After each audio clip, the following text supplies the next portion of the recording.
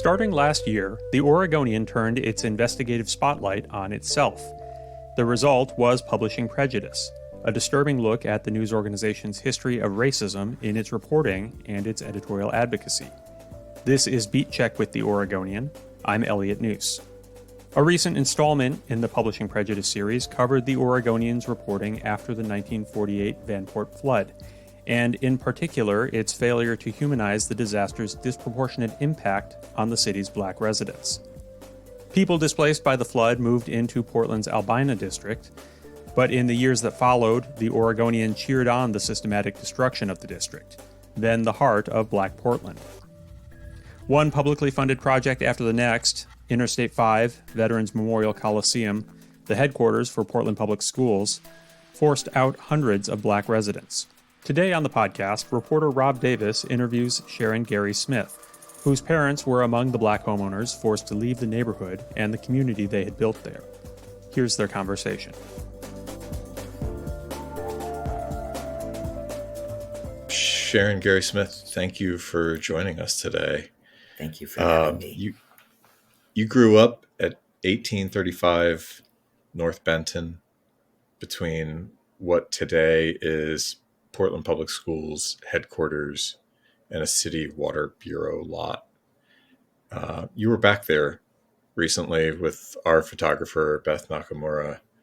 Tell me what it was like emotionally to be back at the place that you grew up. Well, first, I had not walked down North Benton. I pass all the time to cross the Broadway Bridge. I had not gone down the street, whatever that is, with intention. I had not turned down there if I went to anything at the Portland Public Schools. I went around Interstate to come up into the parking lots. Whatever that says to me then and now, I had not chosen or had no reason to go down the street. And so that purposeful walk, and we started off walking around the building, just looking at the layout. And then, of course, there's no evidence. There were homes on either side of the street. So it took a lot to know that I was back in the place that's not the place anymore. I just feeling and realizing that now, how much that took to be standing on the ground, that no longer, there are no markers that we were there. We talked, as I was reporting the story, we talked about the idea of erasure. And tell me what that means to you, both as it applies to the home where you grew up, but also the neighborhood and the newspaper's coverage of it, which is to say that there wasn't any. Even though I was a young person, I'm the eldest in the family of 4 girls. I was old enough to know, to observe, to record everything that was happening. I was around 10 years old.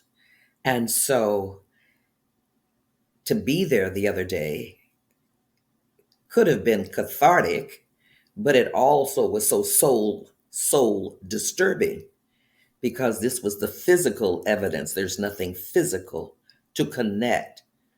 They wiped everything out. And one of the things that I remember, that I know another of the neighborhood kids that you talk with, is don't take anything with you. That's not usually how a home sale goes. That's not usually how a negotiated and arrived at selling price goes. It reminds me of people who've been forcibly removed, which is more what I think about, who can't take anything with them, or flood victims who run for their lives and leave all their precious belongings behind, or victims of natural disasters. That's what it felt like, but I had not gone down there. So I had this wealth of emotions about how you displace, remove a people, and make sure there's no ability to say they were there. The culture, the stores, the places we walk to, all that civic life is gone. And unless there are the descendants who can talk about we were there, where the school was, where the social clubs were, where the churches were. They were also moved. You have lost any evidence that you existed. And in the African community, the griots, the storytellers, the fact that we are storytellers is so critical. And I really realized it when I stood for pictures and looked around. There's nothing, even the trees, the roses in the gardens, and there's nothing there that's growing now, many years later, that tells the tale of neighborhoods and blocks and childhood friends and special places we roamed. And it's really so all encompassing that what we miss is the trauma. That's what I felt, and that's what many talk about, is the trauma that is never ending and is never acknowledged. That's what you're talking to us actually unearthed for me. And you can't get that necessarily in written word, but under that is the emotion and the long-term trauma and the failures, the intentional failure to compensate adequately as most home sellers and buyers engage. That all came up to me. It really made so vivid to me the failures, the intention of removing us, not just removing homes, but removing us and the history of being there, the trauma that I didn't even realize I was experiencing. Many of my friends, you reconnected us. We talk sometimes, but not all of us, we lead busy lives. But to never be able to talk about the trauma of being taken away, thrown away, displaced, and not compensated adequately. And there's no written word until the research and the writing you did that says what we say is true. How it happened and why it's important, that was never named, as though what we're saying is not the truth. And it was just a blip. Well, I'm 75 years old. I was 10. And the fact that I can recall and remember, for all of us, it's that unacknowledged trauma and lack of adequate compensation in a sale with a buyer. And it all came up to me. And we were standing there when we walked around the corner. And it's somewhat overwhelming, but I manage things. We all manage things in our own way. It was important for me to realize that I was traumatized, that my sisters, my parents, even though they fought, that historical trauma to African American Black people is absolutely not okay and it's unfinished.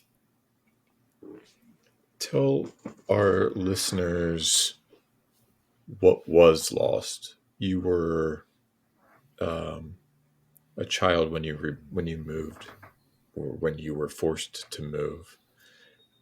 Tell me what it was like to be growing up at 1835 North Benton. What was there? What do you miss? What was it like? Well, I can say because we were a family of girls, running up and down in the neighborhood, knowing that people were watching us, that there were a lot of boys that if we didn't want you for our boyfriend, you became our big brothers, our protectors. The Payne house up the street, the hills around the corner. I always remember Jerry, whose dog killed our Siamese cat, who was protecting her kittens. I mean, we saw all kinds of things going on. Sneaking up through the back of the Paramount Apartments to go to Elliott Elementary School. There was kind of like an old, what we call it, dump yard behind that apartment. It was actually a lot of bushes and berries, and it saved us from that high elevation walk up Flint Avenue. And so those were the kinds of things that we got to do with the other kids because we were seen as little black princesses. We lived a really great life. We didn't know that that was a blighted neighborhood. Rose bushes and lawns that were cut on a regular basis, and birthday parties in the backyard with all of our friends and neighborhood kids, dressing up for Sunday best, all of those things. And we have pictures to prove that it really was.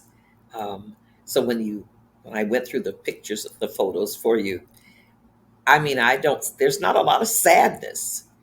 There was the grandmothers, there were mail carriers, there were teachers and doctors who all lived within reach. Um, my family knew your family and could talk across the fences. Um, we knew how many blocks it was to Broadway,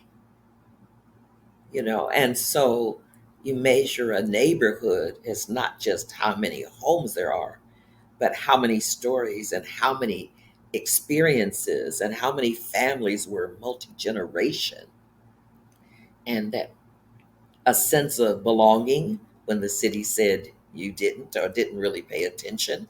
So why did they pay attention then to remove us? Um,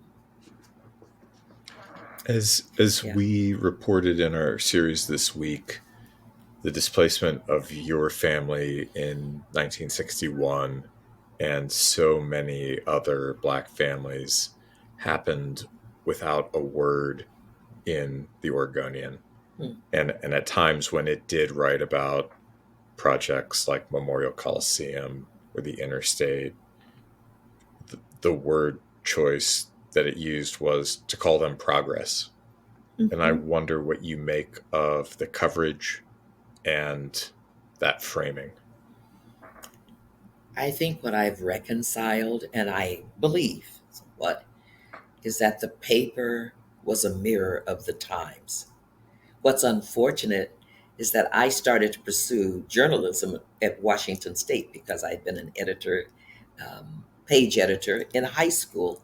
Is that my understanding from my parents, who were avid readers and raised avid readers, is that the news is to inform, may not particularly take sides. That was previously. Now we know that there's media that's really very clearly partisan, but it gave you facts and information that were critical to understand the larger picture.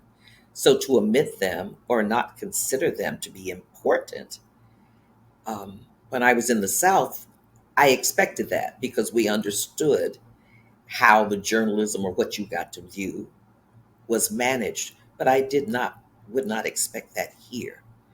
I read the paper, the two papers at that time, and to not see any evidence of a major decision, the removal and displacement of hundreds of people, as well as the Emmanuel Hospital removal, to not think that was important, I feel like the paper had to follow the lead of those who control the city, which is dangerous and unfortunate, but it's a sign of the times.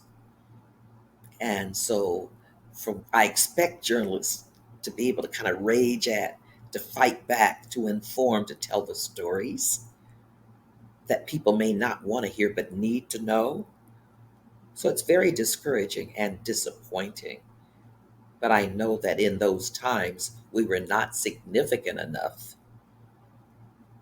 to obviously to matter. The problem is that's often how we go unvoiced and unacknowledged now. So it's the same pattern. The excuses were small in numbers. I know a lot of what's been done to us, and the invisibility that's created makes it easy to make that case. I'm glad for the effort now, and I've said that. I'm really glad that there is an attention to. I just always want to make sure that it's not just performative or talking equity, but that the evidence is really on the road. Tell me what it was like reading our story this week, seeing your family's um, story told, the photo of you and your mom and dad on Easter Sunday in 1950,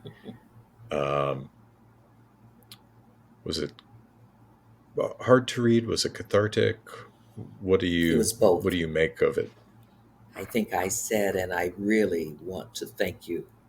I know as a journalist, you write stories, but you're telling history in almost any story to me.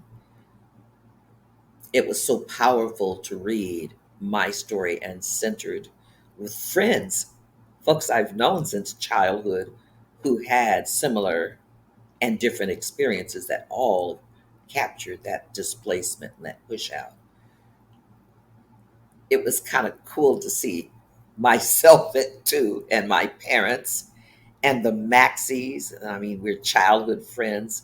And what I was taken with, as I told the precious Avell, we looked so fabulous back then, and now the attention to style and a sense of glamour and beauty in a neighborhood that was subsequently called um, blighted and dangerous to the health and security of the city, to the people. What people are we talking about that were endangered by our presence? We all know who that is.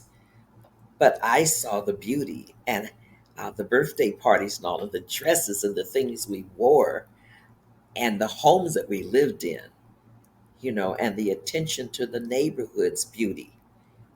And so I was saddened. I was mad at times and angry. I was pleased that the story was so well written and done. And I was hopeful that a lot of folks who don't even know one third of that story, at least not the truth of the story that you really explored, I hope that they would read it and think differently, that we're not exaggerating the claims of harm, disappointment. And some people really still have a hard time. They say they can't even talk about it because too many people are in disbelief. And I think if we can get more, I've gotten so many um, emails and texts saying I read it, which really, and they thought the writing was so excellent, they had never seen that level, nor the archive photos. The documentation you used is not used in many groups at that level. So they thanked me that you had done the article because I'm going to go to the archives now and really, that's my new project. So there's joy and there's sadness. They can be intermingled.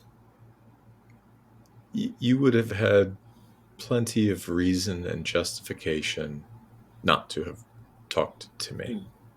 And I wonder why you did. I think my family is representative of so many because we know the numbers that were taken out of the neighborhoods. And as much as I could take pleasure, it's my story, it's my family, it's my community, which was my family. It's African Americans in Portland. And I thought I was compelled to talk about what happened to me is more than what happened to me and my family. It's to me and my community, my larger community. And that's why I was willing to talk. I had not thought, actually, Rob, about how the talking about it and then the seeing it might really shake me. But I thought it was important. They say to get something, you got to give something. It's one of the mantras in the community. And I thought it had to be more than just my little self.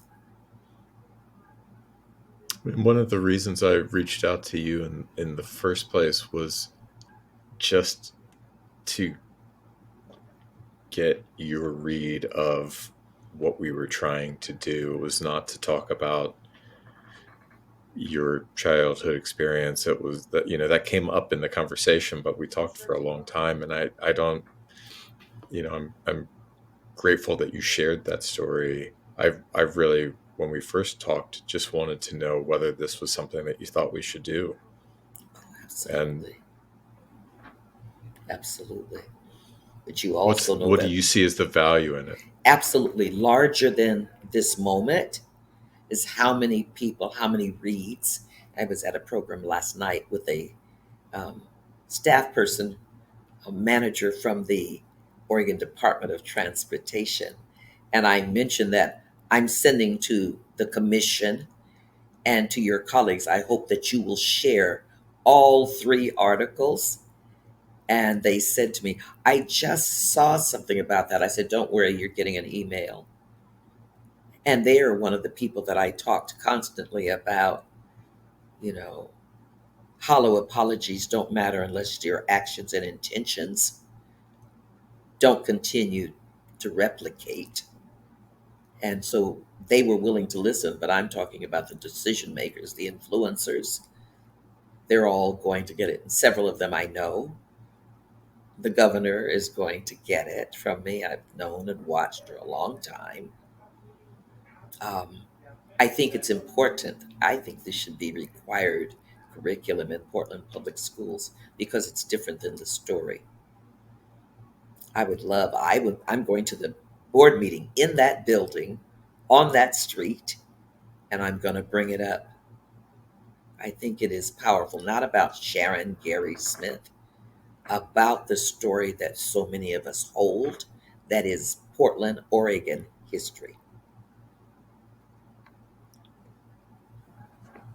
Tell me, I want to look forward. Um, there's a $400 million investment from Phil Knight to go toward the future of Albina. Mhm. What is your hope for that area going forward? I'm absolutely committed to what I've seen and heard and have been able to view is the vision of the Albina Vision Trust. They've been pushing this idea of reinvestment, appropriate investment in community, um, first serve those who were served eviction, African American, Black Portlanders. And there's been some clamor around that.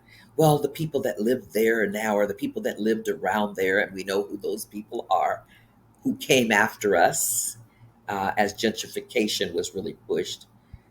I like the idea of a community that invests back, significant investment, not just these little clumps of money sometimes that the city throws to some things.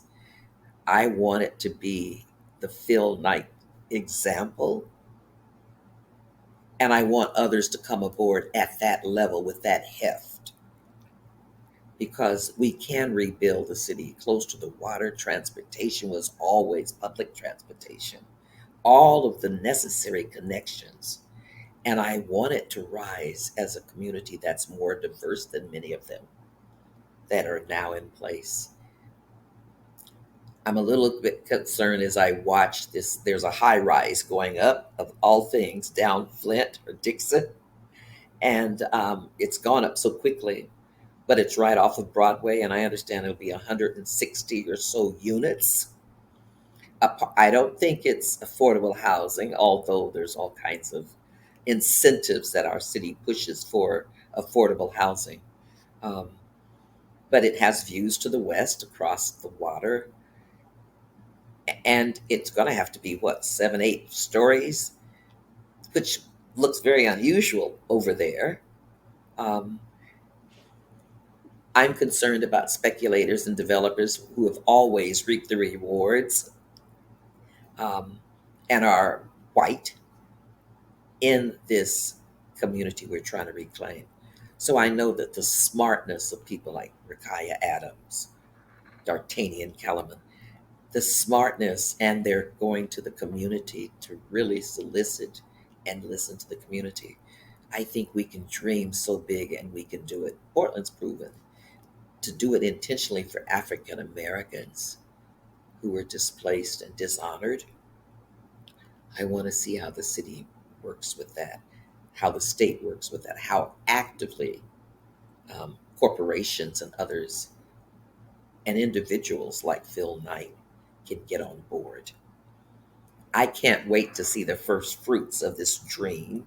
that's been envisioned to begin to show.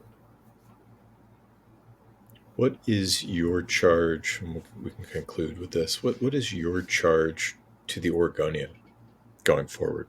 Largest newspaper in the state. We've I looked at like. how it's covered I this. keep re- I keep reading Teresa Bottomley, right?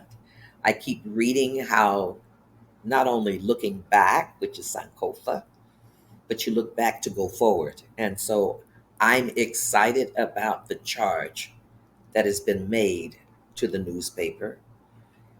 These kind of wonderful opportunities to see evidence of retelling the story, but telling the stories from the standpoint of those who actually are the principals in it. And then I'd like to see the Oregonian as a newspaper that informs, tell us, continue to tell us what this means as this movement goes forward. What are we talking about here? What is it reshaping? Why does it matter to the greater public? Why is this important and not something to be minimized? In all of its reporting, but particularly where there was none.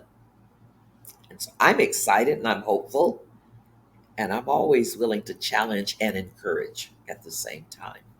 I think that's my job as a member of the community, is to ask really strong questions and to have some answers to think about and to be in concert, in partnership. And so I'm looking forward to it. I'm appreciating the Oregonian because they could have continued to stay silent. Many do.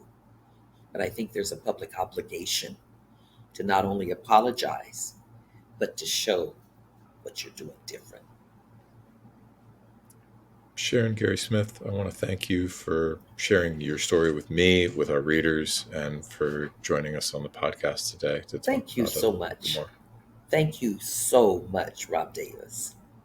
Thank you.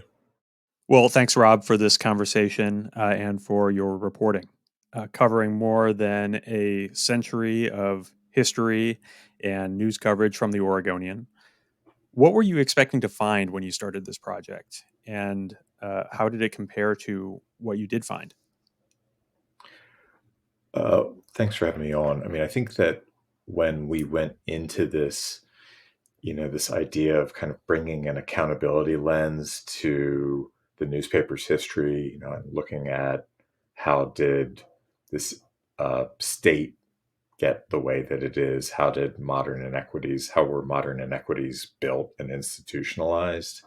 That started with looking at our own reporting on Oregon's non-unanimous jury system and kind of grew from there. And so I went in looking for, a specific policy or a vote or some kind of, narrow system to see whether the Oregonian had played the same role in it as it did in the 1930s when it helped create this inequitable jury system that existed until just a couple of years ago. And there were examples like that I found. But more striking to me was, finding that the newspaper had helped shape sort of the core of our society and its prejudices. This was not, one policy or another. It was the very state in which we live today. And the paper reinforced racism that helped make Oregon what it is today. And so that was, the most striking to me.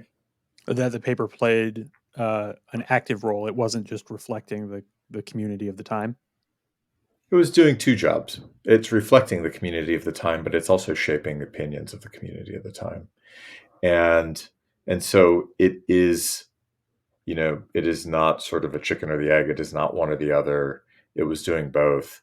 There are times where you see the paper, um, taking very direct and specific positions of advocacy, in the 1800s. These are, these abhorrent views like opposing the right to vote for women and people of color, excusing lynching in 1902.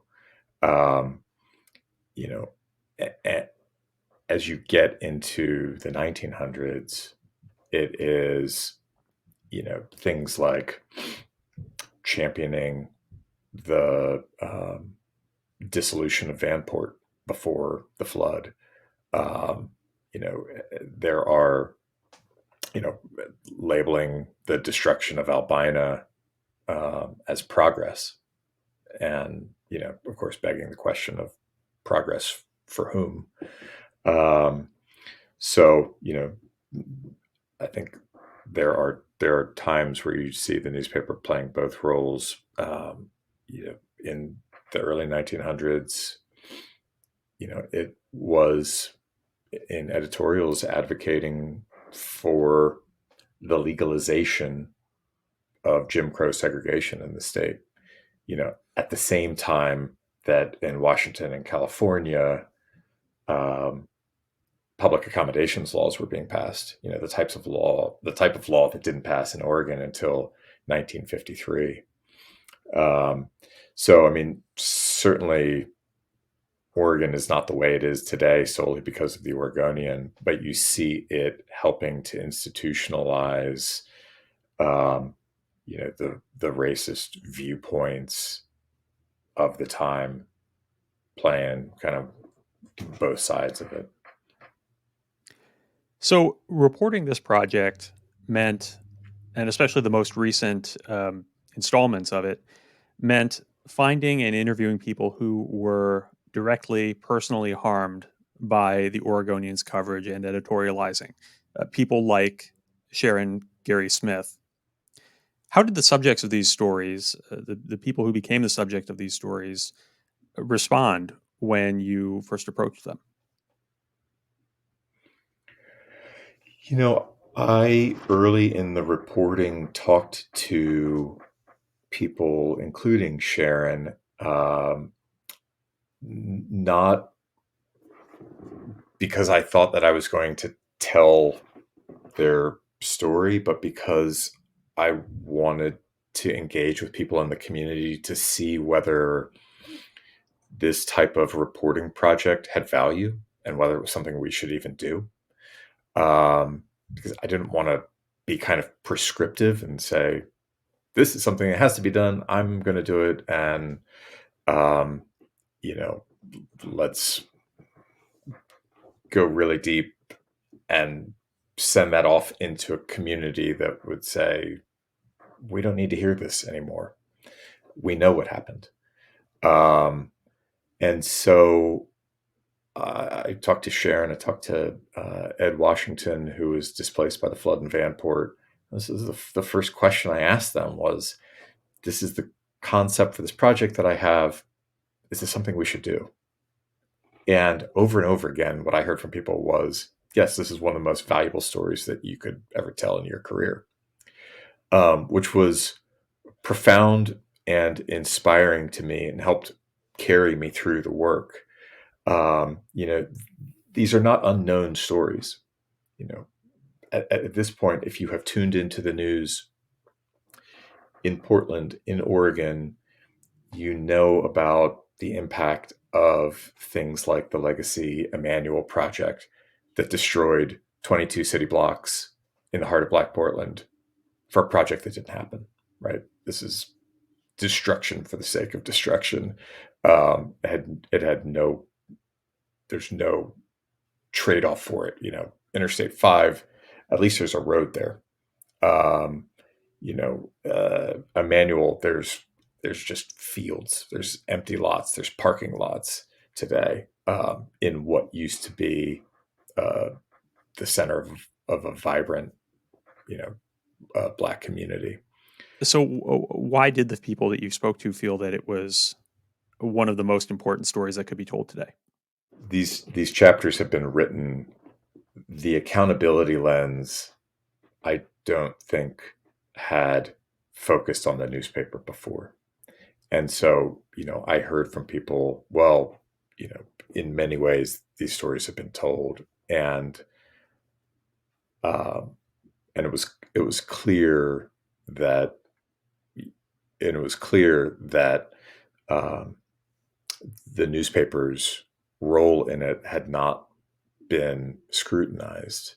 That had not been the focus of it. When we wrote about the non-unanimous jury system and the Oregonians' role in shaping that, the focus is on the creation of the system and the fact that it still existed in modern times and was disproportionately impacting people of color.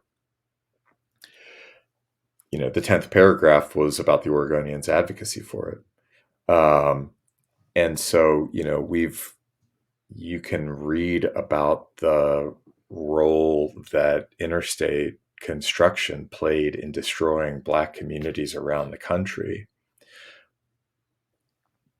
But what has not been told, or has not been told very much, is the role that something like the dominant newspaper in a city played, and its coverage played, in that chapter of history. And so I felt like it was important to air that out, to focus on it, to look at the impact, to see who was impacted, and to understand what was lost. And what do you hope will come of this reporting?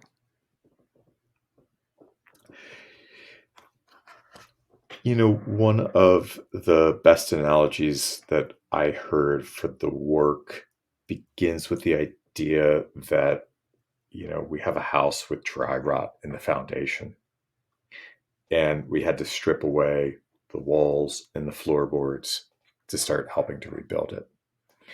And I think that by doing that, we have a better chance to be a more transparent and fair broker of the discussions that are essential to building a better state for us and for our kids.